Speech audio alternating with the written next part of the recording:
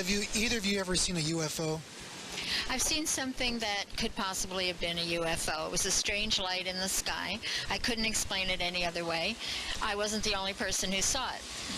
Pinkish, whitish light moved across the sky upwards. So anyway, it was a very clear view. It was a clear night. It was not an airplane. You could have some major reaction on the part of the populace. You could have panic. You could have some major fear. And some of the truth about it is being concealed. Bill, I understand you've just published a new book called Cosmic Top Secret. Can you describe what that book is about in a couple of sentences? Yes, what I'm trying to do here is trace the development of the early government crash retrieval operations, like the Roswell incident, and what has taken place since that time up to the present time. In other words, if there were such recoveries as alien spacecraft and alien bodies that were taken up to places like Wright-Patterson Air Force Base, we believe they didn't just put them in cold storage and let them sit there, but they were an object of scientific and engineering study. So over a period of time, there had to be a development cycle like there is in any engineering or scientific project. And there must be evidence today that that knowledge is being utilized by various scientific agencies and probably the aerospace industries at this time. Do you have any of that evidence that you can describe right now? Yes. Let me remark that there are two kinds of routes this evidence travels. Okay, one is by informants, that is people who have worked on some phase of a secret or classified project that's dealing with this alien technology. And the other route is to go out to certain locations where there are secret installations and to do some observations. And there are witnesses who have gone out to these locations and they have seen evidence of advanced technology. The principal one, of course, that is well known is at the Nevada test site. Now, I've been following that for almost 10 years. When there was a report that came out in the early 80s that there was a secret project being conducted at the northern end of the Nevada test site, referred to as Project Red Light. And so this sparked my curiosity. And of course, today we know that John Lear, son of Bill Lear, has come out with statements about what's going on in the Nevada test site. And we've heard about Bob Lazar and his involvement. And there have been other trickles of stories coming out of the Nevada test site, all indicating that there's a very strong possibility that alien technology is being tested at this test site. And if it is, then it's only part of a very large program of some magnitude, and there must be other feeder lines elsewhere and other activities and operations going on elsewhere. Well, I moved out to 10 acres in the West Antelope Valley and soon discovered that I was barely maybe 8 miles away from a secret Northrop installation in the Tehachapi Mountains.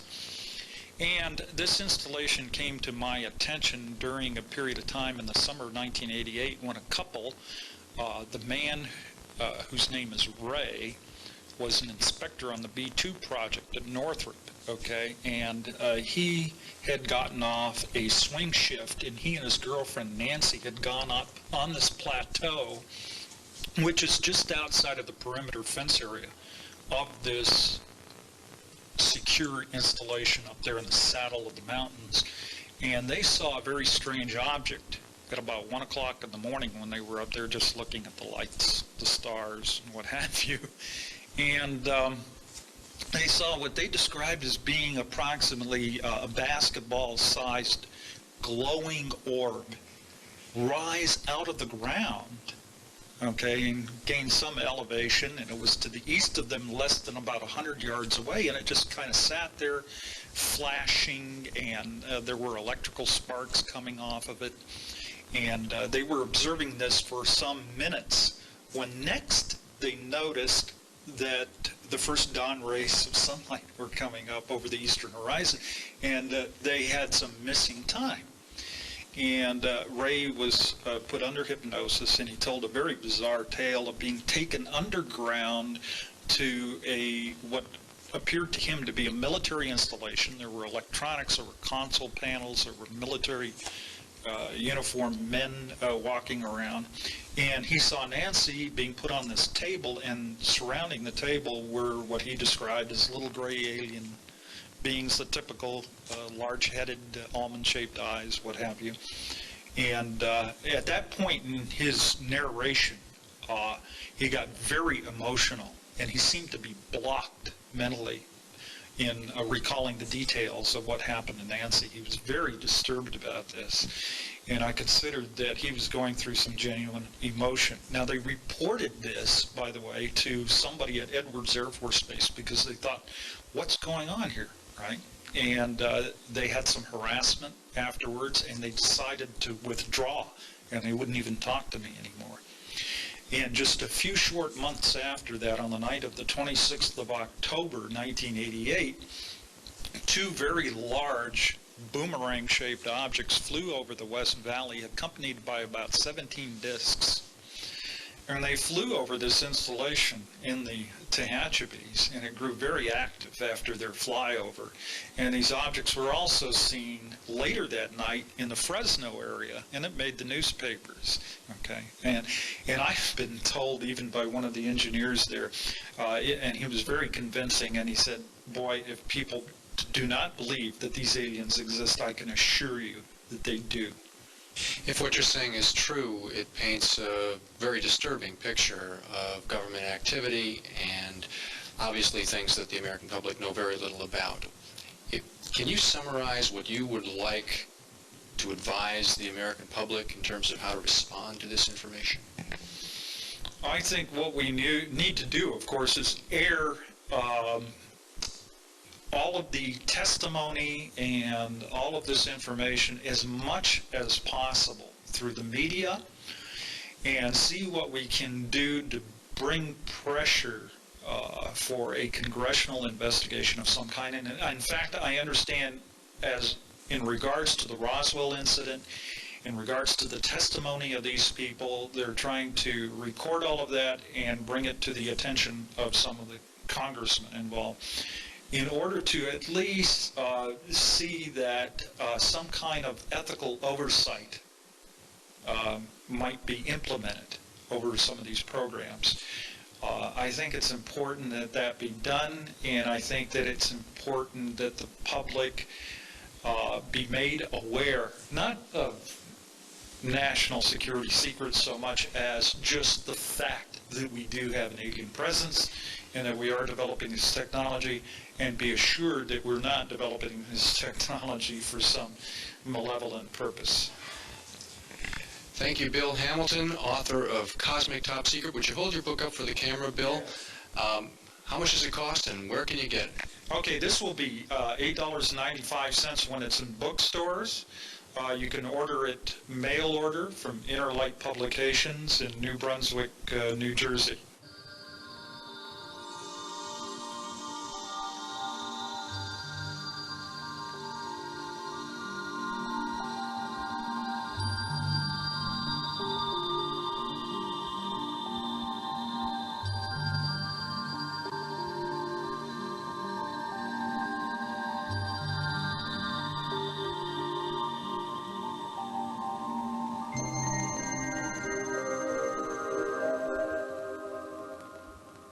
One of my goals is try to reach every American citizen in this country before I die and try to tell them that they're on a ride in Disneyland and it's time to get off. First, I want to tell all of you, I do not want you to believe anything that I say. I always preface my talks with this, nor do I want you to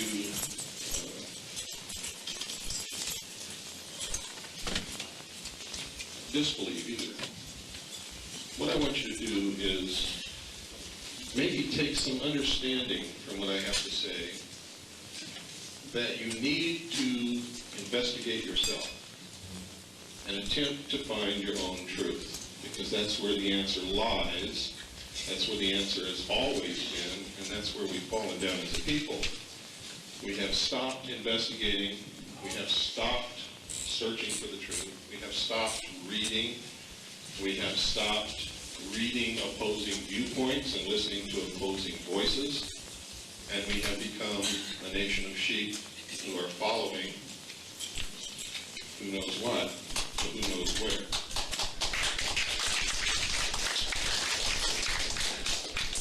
When I left home, I joined the Air Force. I went into the Strategic Air Command, where I was an aircraft and missile hydraulic technician, which is a fancy word for air and fluid under pressure, which operates most of the systems on modern aircraft.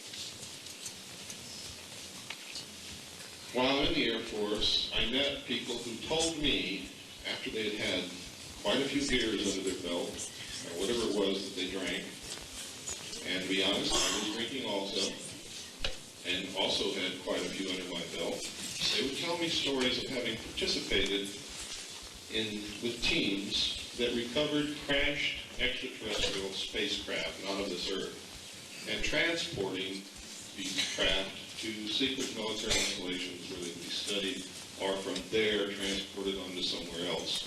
They didn't know the ultimate destination. One sergeant told me that he was on a team, his name was Sergeant Meese, he was on a team in Texas that transported a craft that was so large that on a flatbed truck, they only moved it at night. They had to have a team go ahead and take down fence posts and telephone poles in order to be able to pass along the back roads because they could not use the main highways. These roads were closed to normal traffic during this time, during the night. Before the sun would come up, they would have someone who had gone ahead and either leased or purchased a piece of property where they would set this object during the daylight hours, covered and under military guard, and the next night they would resume their journey. Of course, it took quite a while to move something like that, but they did it. Behind them, another team came, replaced the fence posts and the telephone poles and anything else that had been taken down so that it could pass. Quite honestly, I was a young man. I wasn't interested in that kind of stuff. It was interesting, but it really wasn't where my head was at, and I didn't really believe it anyway. I was really interested in Susie in the bar more than I was listening to the sergeant tell me about working all through the night, transporting something that I didn't believe in the first place. But my sense of adventure had not been satisfied when I left the Air Force, and I decided, seasick or not, I'm going to the Navy, because that's really what I wanted to do. I went into the United States Navy, volunteered for submarines. Everything I've done all my life has been just absolutely crazy.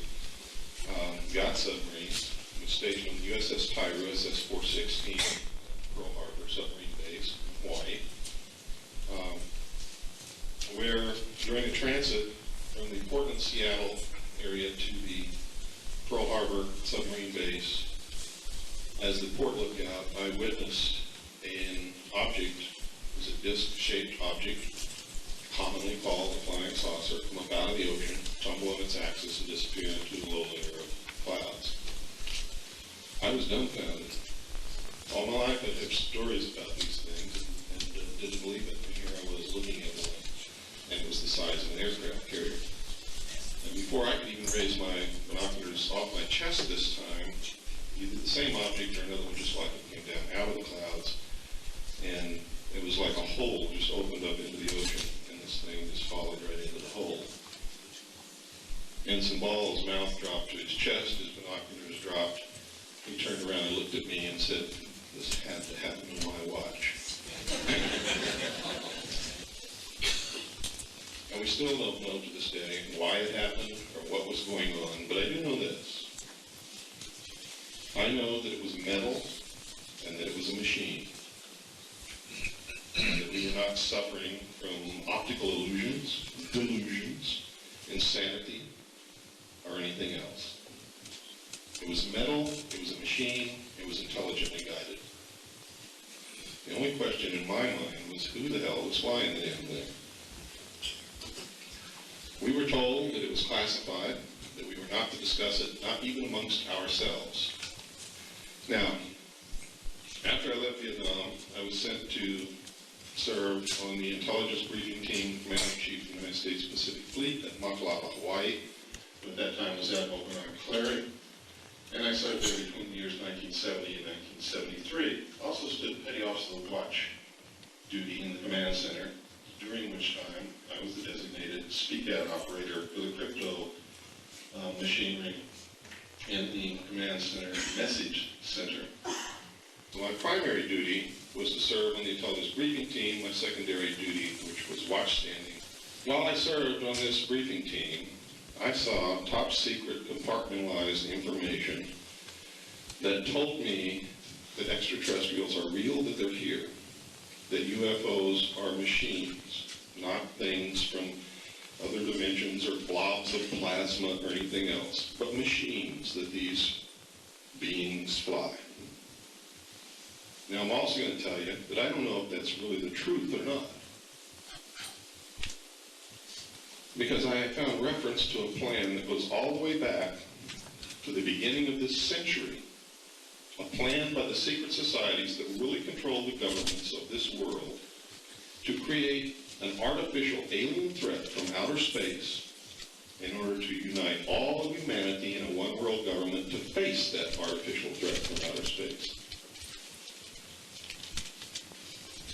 Now, isn't it incredible that we've been prepared by sightings of UFOs over all this period, and then when the sightings and UFOs become unbelievably numerous, more than any time else in the history you see on television, AT&T, one world, one car, and you hear George Bush suddenly begin talking about a mysterious new world order. I'm not telling you that that's what's happening, but I'm telling you it's a very, very strong possibility. When you begin to really research this and drop all your bigoted ideas and all of your own prejudices and quit saying this can't be or that can't be or I'm not going to look at this because it doesn't pertain, and you really start looking into this, you find that not only is it possible, it's highly probable.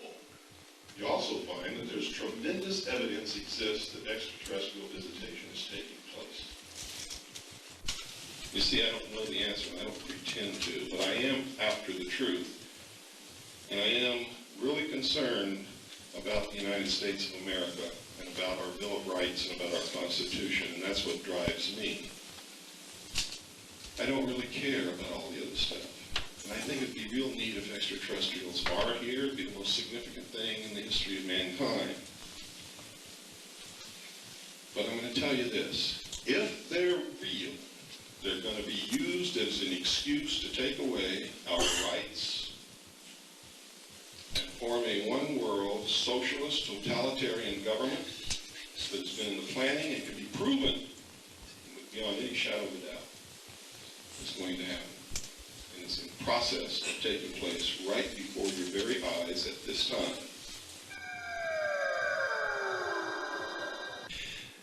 We're here this evening with Brad Steiger, one of the most prolific authors and lecturers on the UFO phenomenon, author of the recent title UFO Abductors, among many others. Brad, I wonder if you could tell us in a few words what UFO Abductors is about. The UFO Abductors handles the mystery of abduction from what I hope is a balanced perspective of looking at all aspects of what abduction can be. Are they actual physical encounters in which people are truly examined by doctors from outer space? Are they experiments in somehow a mingling of divergent species done in the laboratory, perhaps with sperm and egg from human or alien somehow blending together? Is the UFO abduction a spiritual experience? Is it a mental experience? Is it an astral projection? Is it truly taking place on the physical level, or is it part of a larger plan, again guiding us and somehow coercing us in one sense to become something other than we might expect that we can be? I think the UFO phenomena in general really defines the parameters of what it is to be human, and we can't really separate the UFO phenomena from a study of ourselves, who we really are, where we're really going. What is our future? What is our past? And how do we define ourselves? I think also defines the UFO mystery. Abduction is a very hot topic right now, and seems to be a fairly set theory about what it is. It sounds as if you've got a much broader perspective on that. But do you yourself have a pet theory, at least, about what abduction really is? The easy answer to abduction is there are small little gray entities that come across billions of miles of space to somehow examine us and appraise us physically. The motive for that can be, as we said before, just to see what we are as a species or to somehow interact with us. Then, of course, we are dangerously close to this kind of phobia that anything foreign to us must harm us, must be dangerous to us. We have to talk about another fad. It wasn't long ago when we saw cute little E.T., and then we had a lesson that just because it doesn't look like us doesn't mean it can't be loving and have the heart light shining out to us. Well, I think the answer again is somewhere in the middle, because we again as human beings have both aspects within us. I commissioned this to be drawn based on hundreds of sightings, police artist style. And again, we see ears on these entities, because I said, why not? Go ahead and put them on. It's about 50-50, people who describe ears or describe simply the large skull. But again, the very large staring eyes. And we have them here pictured taking soil samples, because the Greys, if you want to call them that, seem obsessed with testing our planet. And of course, E.T. then, one of the most popular motion pictures ever made, as some people have said, Spielberg himself was challenged. Spielberg himself was preparing our species for a great interaction with another species that wouldn't look quite like us, but we shouldn't be so suspicious because they aren't really bad guys. Remember Elliot when he first finds them in the cornfield?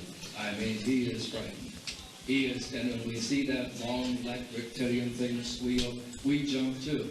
But we come as Elliot did to feel an affection for it. Now again, is that part of a brainwashing technique? Is that part of a programming to help us prepare? Those are the questions that are being asked now. Are they good guys or bad guys? Now the reptilian species, the evolution is possible. 2 Canadian scientists took the long-necked ones, the Nakasaurus, and said that certainly the reptilians, if they were left alone, and now remember, we're finding out they're probably warm-blooded. They weren't cold-blooded reptilians. They weren't reptiles as we think of them today. But Stenocosaurus had a large brain. It had a prehensile thumb. And if he would have evolved today, they say he might look very much like the large-headed fellow with not very much of a nose, but with not lips, but with a straight line. And again, I think you will say with me that that doesn't look far away from the average sighting. Christian medical missionaries might come into an area. They know there's going to be a typhus epidemic. They inoculate the villagers. They round them up. The villagers don't know what's happening. All of a sudden, these white people in white uniforms with red crosses are sticking them. Maybe someone becomes ill. Maybe someone even dies. So they say, depending on what happened and their level of understanding, these evil beings that came and stuck us with needles and made some of us sick and made some of us die, only a few would have the awareness to say, perhaps a few lost their lives, but they saved so many of us because of this epidemic. For all we know, they could be coming down and testing us. Maybe they could be then guiding certain of us to come up with a cure for AIDS, but they might have to test certain of us. I'm not saying that's the case, but neither can we say dogmatically what they're doing, because we don't know. Maybe it's a process of genetic engineering. So again, is this a phenomenon that's always been with us? Is this an awareness that's always been with us? Is this a truth that's always been with us? That we have a companion species with whom we have a very subtle symbiotic relationship, that they probably know more of the ramifications than we do. We may be the younger species. We may be the older species. They may be patterning themselves on us. There's just question after question after question. It was about 3 o'clock in the morning in Baytown, Texas. I was with a date. I was about 17 years old. My date and I were making out on the pier, and we were laying down, we were looking up at the stars, and he studied astrology. And he says, wow, you know, there's these 3 stars up there that make a perfect triangle. Isn't that interesting? I don't recall anything like that. We started looking at it for a while. And again, this is in the middle of the night. We'd had a full date before then. And the very top of the triangle exploded. And when it exploded, this little red light came from it. And it went slowly, slowly trailing down to the next point on the triangle.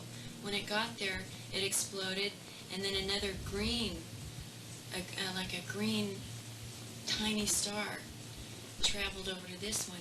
It exploded again, and then by the time we watched this little green thing explode, I think that was something not of this earth.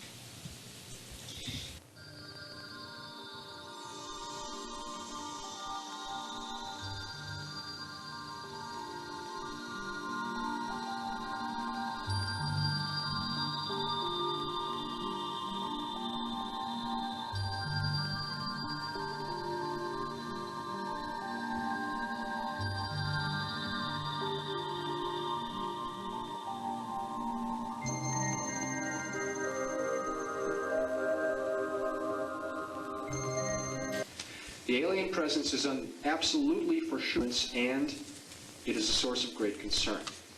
We here are engaged in a conversation about all of this, and perhaps you thought it was merely a very interesting curiosity. I know that some of you didn't think that, but perhaps some of you are here on that level. Let me invite you to change your attitude about that. Let me invite you to say to yourself, I don't understand this, and I don't even necessarily want to believe it. I mean, if you need to say that, because I certainly did, and I understand if that's how you need to feel about this. Take the step of educating myself as best I can. I will talk about this. I will attempt to take this seriously because, my friends, we really are dealing with one of the most profound occurrences in all of history, and it does and will shape our future in an absolutely dramatic way. Something strange happened for the first time in UFO history in the United States. These spheres, these balls, started to appear, 14 of them in all. 3 legs telescoped open, and the small craft touched down to the ground. Here are the balls. An aerodynamic impossibility, spinning or remaining motionless in the sky, some of them rolling around in the grass. Here we have another series of pictures taken by the same gentleman who has a knack of being in the right place at the right time.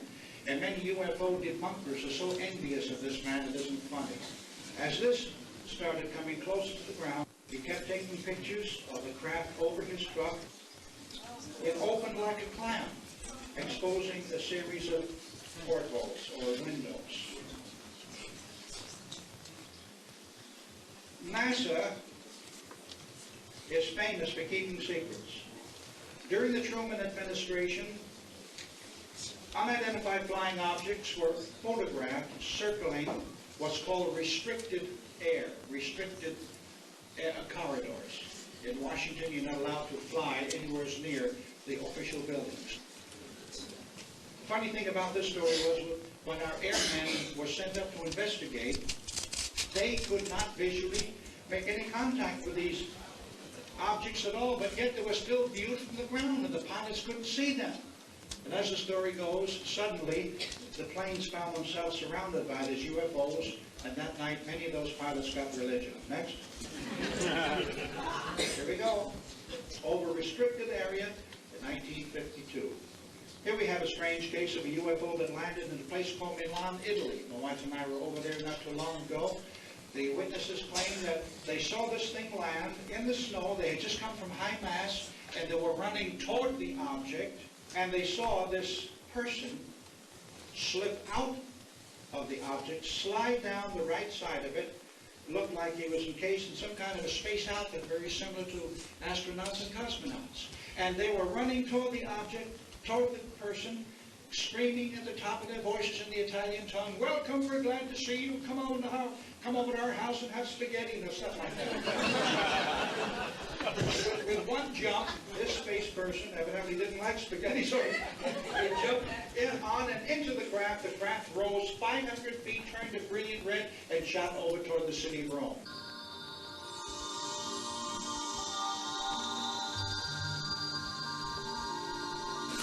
I believe it can be said that the alien presence is building toward an unprecedented self-revelation. I believe there is a clear sense, and I find this idea shared by many researchers around the country, there's a clear sense that the alien presence is becoming much bolder, much more assertive. They want us to know they're here. I believe it's highly possible. I don't know if they're visiting us. I believe it's highly possible that they're out there, yeah. I think that's ignorant to think they're just not possible.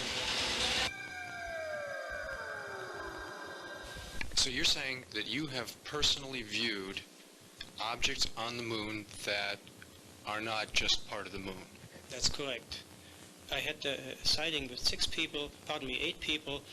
Together we were at an elevation of 7,000 feet where we set up our telescope, where we observed 2 nights in a row 3 enormous large objects in the crater Archimedes, and cigar-shaped, one crater in the northern part, one spacecraft in the northern part, and 2 in the southern part of the crater. So when I made contact with other people that were interested in the same subject, they confirmed my findings, because they too had seen different objects, large objects on the moon. That sounds like something that would have to be seen by professional astronomers at the big observatories. Are they talking? Some of them do, some of them don't. I remember one case of Walter Haas, was a professional astronomer that in the 1940s already had observed these mysterious objects on the moon and moving lights, and he had organized a group of astronomers that observed hundreds of these objects over a period of several weeks. Now, as I understand it, your book talks about things that NASA found, that the astronauts found when they went there. What did they find? For instance, astronaut Stafford made a statement that he is observing right now very pretty little volcanoes on the moon. They found by leaving seismic instrumentation on the surface that there is still seismic activity that's registering there. That means that the moon is not a dead place, that something is taking place inside in its interior. They found water geysers spraying water over a wide area on the lunar surface, and they also, when the Apollo astronauts approached a surveyor spacecraft that had landed there earlier by remote control, they removed the camera system, and the whole spacecraft was thoroughly sterilized, everything. And when they brought the system back to Earth, they found microbes, not only on the lens, outside, but also inside the lens, growing in the camera system. And so consequently, microbes, according to my interpretation, means there's something alive. And that if there are microbes on the moon, that may lead to other living things. And what about the alien bases themselves? What evidence have you got of that, and what do you think is there? From my studies and my photographs, I find many oval and cigar-shaped and round glowing objects on the moon. On the lunar backside, I have studied an area that shows 10 objects neatly parked in rows. Of course, it takes about 14-15 times enlargement to see anything clearly, halfway clearly. But still, you can know for sure that this is something that is artificial. Is not artificial, but it's man-made, because there are rows lined up of seem to be like egg-shaped objects or oval objects that that have to be made by some intelligent creatures in civilization. This one was taken in 1952 by Adam Smith. This is an enormous, approximately over 1 mile long spacecraft. This is a picture that I have on my front page. This is a NASA photo. It shows an enormous large object between our orbiting spacecraft and the lunar surface. There's another one behind it up on top, as you see, and also the shadow that is cast on the left of the ship and behind it, showing you that it's above the ground. Here's a construction on the moon that looks extremely artificial. Not only is the crater perfectly cut, but this huge setup on this side, on the left side of it, which is about 30 miles in length. Everything you're saying runs contrary to what we're told about the moon and about what we found on the moon, which suggests that a huge secret is being kept. Why is that secret being kept? The moon, from a military engineering point of view, would be a perfect base for us. We could go there, we could set up bases, we could live there for a great length of time, and could watch the Earth, and as a superior power, from the military point of view, would be a tremendous advantage for us to keep this as secret as possible.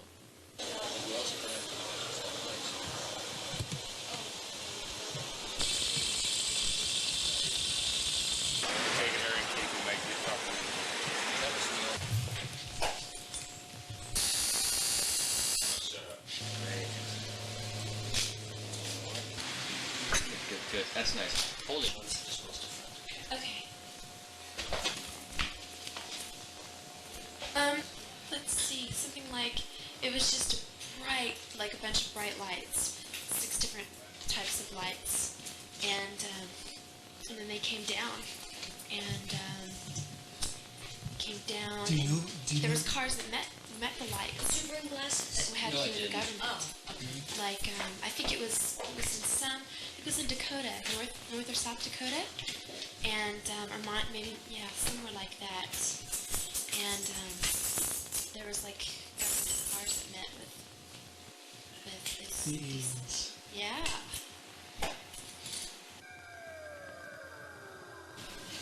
In 1959, I had the pleasure of meeting an individual who claimed to come from another planet. Ladies and gentlemen, the pendulum is swinging the other direction now, because in 1990 and 1991, people are coming forth. Professional and business people are coming forth for the first time, admitting some of them having actual contact and communication with beings from other worlds. Now you must say, doesn't that strike terror in the hearts of some people? Well, let me give you an example. While in Des Moines, Iowa, I had the pleasure of speaking at a convention banquet. After everything was said and done, people testified about UFO sightings. We saw pictures and videotapes and all the rest of that. Everything was said and done. Everything was over. I walked out into the lobby of the hotel. My feet got tired, so I walked into the coffee shop, minding my own business. How many of you realize how much trouble you can get into minding your own business? I sat down at the counter. There was no one on either side of me. I sat down, minding my own business, and the waitress, God bless the waitresses of this nation, clear from the other end of the restaurant, she come prancing over to me with a glass of water. And she shouted at the top of her voice, "Hey, aren't you the flying saucer preacher?" What are you going to say? Yes. She said, "Ha!" She's laughing and giggling, and naturally everybody's looking at her and me. And she pointed with her other hand and said, "Were there any green men in your meeting tonight?" I said, "No, not one showed up." I was getting a little steam. And she got directly in front of me and set down that glass of water, giggling and laughing. And the only thing I said to her was, "There are 2 of us." Oh, that's beautiful.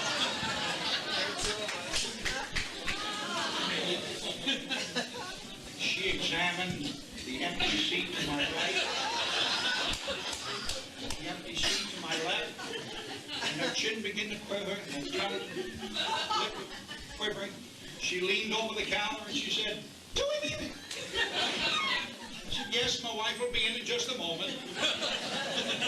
Air Force photographer by the name of August Roberts called me on the phone one day when I lived in New Jersey, and he said, Dr. Strangers, I have photographs that I took at the home of Howard Menger in Highbridge, New Jersey, and I've got the photograph of one fellow who claims he's from another planet. I said, Augie, what you been smoking? He said, well, I want to tell you the story. Do you want to hear it? I said, I'm sorry, go ahead. He said, I have pictures that I took at this meeting. I said, yes, what makes you think that this fellow's from another planet? Well, when he looks at me, he said, I got the distinct impression that he could see straight through me. I said, my father does that to me now. He said, shut up and listen. Do you want to? Oh, I'm sorry, go ahead.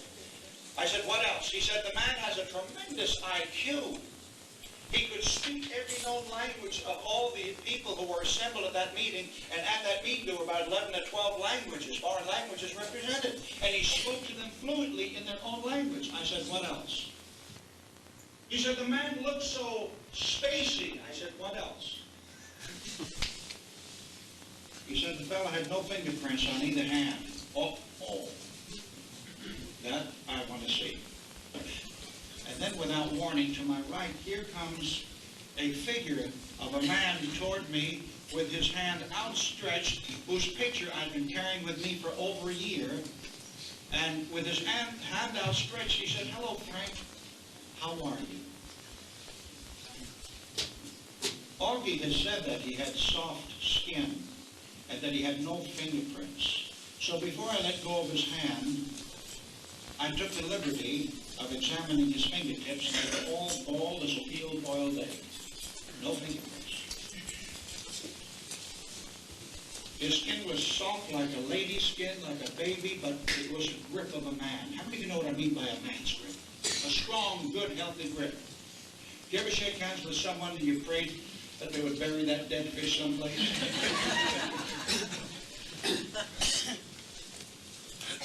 Frank, how are you? Oh, I'm fine.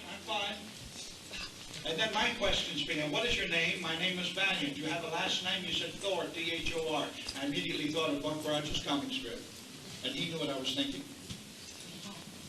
I got the appearance that he could see straight through me. I said, where are you from? He said, I'm from the planet that your Bible calls the morning and the evening star. I said, you mean Venus? He said, yes, we live on the inside of the planet. When did you arrive? He said, we arrived in the morning of March 16th, 58 rather, and we depart on March 16th, 1960. All right, what have you been doing since you're here? He said, well, I've been having conversations with several members of the Joint Chiefs, as well as with the President, as well as with the Vice President, at that time, Mr. Eisenhower and Mr. Nixon. He said, I gave them, and he stopped for a moment and he paused, and I could see his facial expression change. He said, I offered them ways and means for the people of the United States to enjoy the following: good health, prosperity, and long life. And he said, you know, I was turned down. The President said he'd have to take it under advisement. He had to consult his counselors. And they came back to me, this man said, Commander Valiant Thor, he said, they told me that if I could give them the material that I was giving them, if I were to freely give it to them, and they were to freely receive it, how to get along without sickness, disease, and even death, he said, you would automatically ruin the economy of the United States. Been to Highbridge, New Jersey. There are people in this particular picture that are from outer space. At the same time, I'll point them out. There's Jill, there's Don, and here's Val. There they are, Val, Don, and Jill. This is what he looked like when I met him in 1959. Next. This is Don and Jill. This is what they looked like then, and this is what they look like today.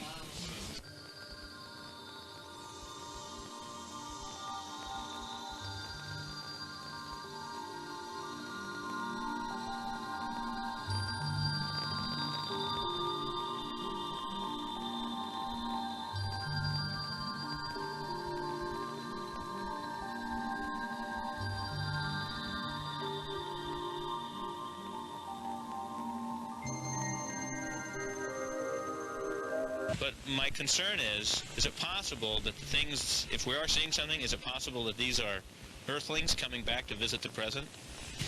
Actually, if you think about it, they really are humanoid. Okay, I mean, they're bipedal, they have heads, they have mouths, they seem to have eyes. I don't know what we might look like if you gave us a few thousand years of living in zero gravity. We might evolve in a different way. Bone density could change. All kinds of things could happen to us. We don't know. So they may be, I mean, they may be our descendants for all we know.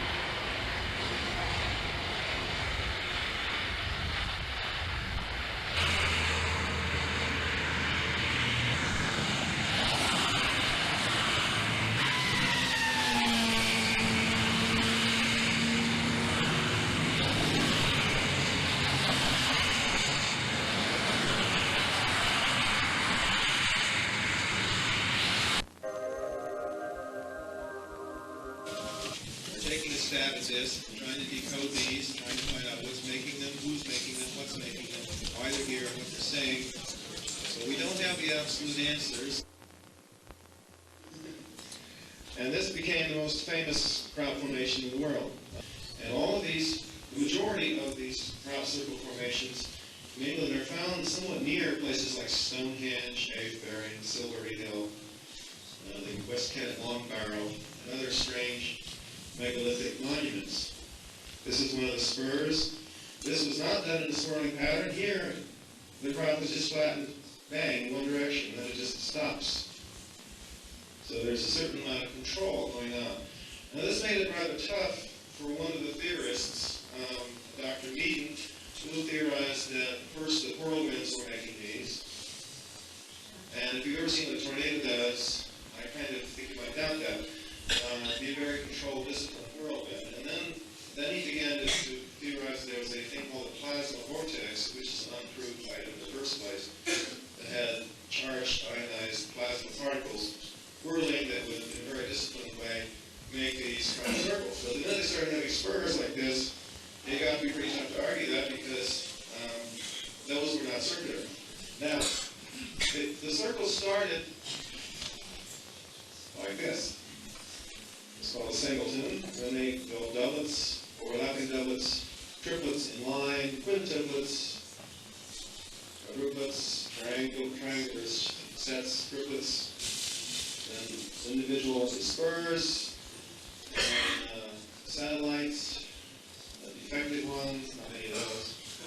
Then we began to find rings, double rings, three rings, single rings without a circle in the middle, ovals, not too often found. And then, the minute the researchers started talking to each other, saying, well, as they walk out of the field, we'll never see anything more complicated than this, what began to happen? This, of course. Somebody or something was listening to them. So we get all kinds of combinations of these things put together with those, put together with those. This is not seen very often. This began to see quite a bit in 1989. This was only seen once, a comma. And this has been seen in Japan even. Radial swaths in a circle are seen only rarely, but this has happened, and this has happened rarely. And this has only happened once, where you have the lay-down direction of the wheat is different in each quadrant, which takes a lot of work. More of them. I want to give credit now to two authors, Pat Delgado and Cullen Andrews. They've written several great books, and one of them is called Circular Evidence. The next one is called Crop Circles, the Latest Evidence, and we're showing some slides here from their book. This one has been called the Gaia formation, and is supposed to represent the Earth Spirit. Another variation on it, the circle here is not completely closed. And in this case, this is a little different. They're not always perfect. This one seems to be a spiral, kind of like a shell, like the Nautilus or something, where you might find a gap here as an entrance or something, where it gets to be a decreasing spiral going in, starting here. This is one that a lot of people like. Incomplete rings, here and here, that don't look as though there's missing parts here, but then there's missing parts there, and this seems to fill in what's missing there, but it's in ways. It's almost like an artist had worked on. Now here, this is something that does indicate more intelligent interactions with us. This is what I call a copycat circle. Because this circle is copying the other circle that has sort of a monument in it. It's trying to duplicate it. This is the equivalent of the monument, and this is the equivalent of this ring here. See? Almost the same size, but it's like saying, look, Ma, I can do it too. Here is that one that had the quadrants, a circle in the middle, with pretty much a swirl, but then quadrants with the wheat being laid down at right angles to the previous one. That will take an awful lot of work. Now we get to what the subject of this lecture is really about, which is decoding. What do they mean? We don't know exactly who did it. We know pretty much who did not. But what are they saying? Well, that's another matter. Now there is a gentleman in London named Charles D'Aubain. He works as a professor in the London School of Asiatic Studies at the University of London, I believe it is. And he decided, in looking at these, that he was going to pick the language called Sumerian, or used by the Sumerians, who were really very ancient Iraqis. And they had a language that we called cuneiform. And there are many versions of cuneiform which got more sophisticated over the years, but the earliest version of it had a lot of circles in it. And that was used around 3100 BC. According to Mr. D'Aubain, and he interprets this as one of these circles means a well, in that form of cuneiform, Sumerian. And according to him, these symbols mean multiply. So his answer is to multiply your wells is the message. I have to question it though, because he doesn't say anything about this, or this. And also I found out by consulting with some other experts on Sumerian, they told me that these symbols also can represent numbers like 36,000 and 3,600 and 10 and 36, and other numbers like that. So it can be questioned as to whether that is really what it's saying. I thought about it and I said to myself, well, one of these days we'll have the answer. It'll just be sooner or later. Next. It's also very symmetrical. And I see a few symbols here which we were in the other one. So it's a bad place to have an encampment, a bad place that if anomalous flying objects are able to go into the water, as Bill Moore talks about, maybe they can go into the land also. Maybe they have a way of penetrating the earth as if it was just like air, but we can't go down there. And maybe when they go into the earth in the area of these crop fields, they create these patterns as they go through. And maybe to keep us off base and confused, they make a different pattern every time. Maybe it's a competition. Spaceship A says, well, I can outdo you. We could be more inexplicable than you are. So they come out and make another pattern. Okay, we're talking this evening with Tim Beckley, who is the organizer of the National New Age Truth About UFOs Conference, which is just concluding in San Diego, California. Tim, I wonder if you could tell me How is it that you got into this business in the first place, organizing UFO conferences? Well, actually, I guess it would date back to my first UFO sighting, which was when I was 10 years old. I was living in New Jersey, and it was a warm summer evening in July or August of the year, and we were sitting out on the front stoop. This was back before, in the days before everybody had air conditioning. So we were just kind of sitting out there, cooling off in the summer breeze, and somebody came running up to the stoop where we were sitting out. I guess my parents were there, maybe a couple of neighbors, and pointed out two objects in the sky, one of which seemed to be directly overhead, and one that was across the street over an abandoned factory building. And these things just rotated up in the sky. One would stay there, and then it would rotate, and then go across, and the other one would come over here. And this went on for about maybe 15 or 20 minutes, and then it just looked like somebody pulled a light switch, and the object went off, and it was gone. And the other one rotated for a while, and then finally just lost interest in it and went inside. And the next day there was a little item in the newspaper to the effect that other people had witnessed this phenomena, but the authorities were saying that it was nothing more than a weather balloon. And this was not a weather balloon. This wasn't something that was bobbing and weaving in the wind. This was something that seemed to be under intelligent control.